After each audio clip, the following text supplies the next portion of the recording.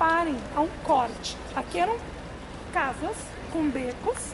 Isso aqui foi cortado e foi construído. Tem um tour bem legal, se vocês gostam de fantasma. Entrando por ali onde tem aquele painel vermelho, é um tour que caminha por baixo. Becos que ficaram tampados, intocados, originais do período. Foi construído isso daqui. E aqui é a nova prefeitura. É período renascentista já. Vamos entrar no beco. Vocês em direção às colônias. E eles levaram com eles muitas ideias, religião, esse tipo de coisa. Então aqui é um beco. Aqui é um dos mais de 200 que havia de cada lado. No tour dos fantasmas à noite, eles entram, eles vão por aqui, eles rodam, eles fazem bastante coisa. Eu queria mostrar isso daqui. Isso aqui é uma imagem, um desenho que foi feito, com uma visão aérea, da Velha Edimburgo. Reparem que há um plano já da Cidade Nova. A Cidade Nova, ela foi construída no finzinho de 1700, início de 1800. Então isso aqui é um mapa de 1800. É um momento em que essa parte aqui está mais, digamos, repleta de gente.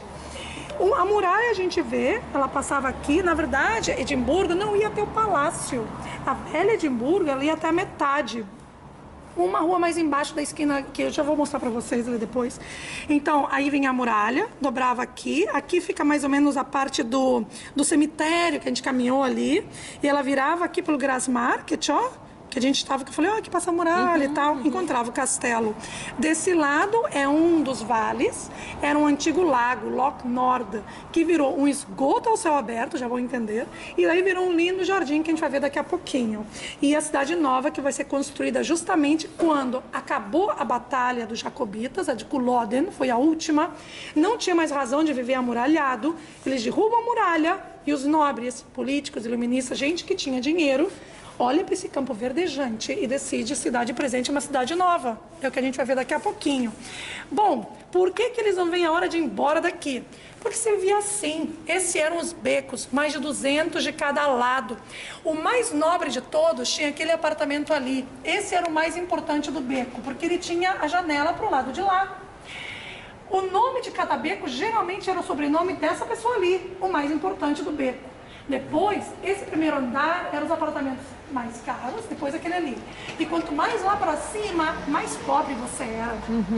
Lá em cima, os apartamentos eram subdivididos com biombos, os tetos eram inclinados. Tem um museu descendo a rua, do lado do cemitério onde tem o Adam Smith, chamado People's Museum, Museu do Povo, grátis, em que eles recriam o interior disso daqui, dos pobres, que é aquela parte da sociedade que muitas vezes se esquece, mas que é tão importante pensar. Bem, não havia sistema de água e esgoto.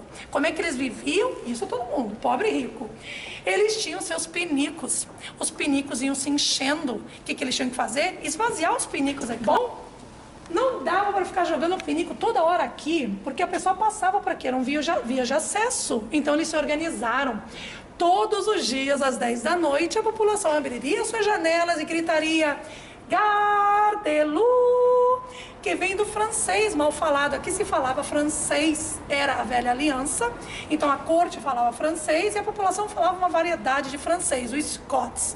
Então Gare-de-Luz vem de Gare-de-l'eau, que significa olha a água. Que água que nada. 50 mil pinicos esvaziados todos os dias por essas janelas, tudo jogado aqui, tudo batia, tudo escorria. De manhã cedinho vinham os scavengers, homens com pá, catando tudo, limpando isso daqui. Os ratos, obviamente, quando chega um rato infestado com a pulga, com a peste negra de Londres, obviamente se alastra. Porcos caminhavam por aqui para comer os excrementos e eram a carne da população, também eram animais de estimação, um grande desastre.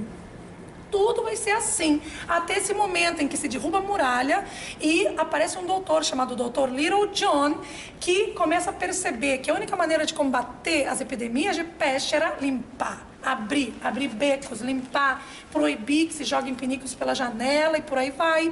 E bom, esse médico, ele tinha um aluno chamado Arthur Conan Doyle. O Arthur Conan Doyle se inspira no que o médico fazia justamente e escreve Sherlock Holmes em cima de toda essa história, da maneira como o Dr. Little John fazia suas investigações, como é que aquela pessoa morreu, o que aconteceu. O Watson é o Conan Doyle na história. Coisa na literatura é verdade. verdade, só que é feito de uma maneira assim que é literatura, mas não é ficção totalmente. Assim que tá, um dos becos eram mais de 200 assim de cada lado. E eles diziam que, na verdade, era como se fosse uma espinha de peixe. Reparem, o castelo era a cabeça, isso aqui era o corpo. Aqui acabava, aqui era outro, aqui era o Canon Gate, a passagem dos cânones. Outro burgo, separado antigamente, ligado à abadia que vocês visitaram. Então eram 2 burgos. Até hoje, essa parte da rua se chama Canon Gate. Até hoje. Tá?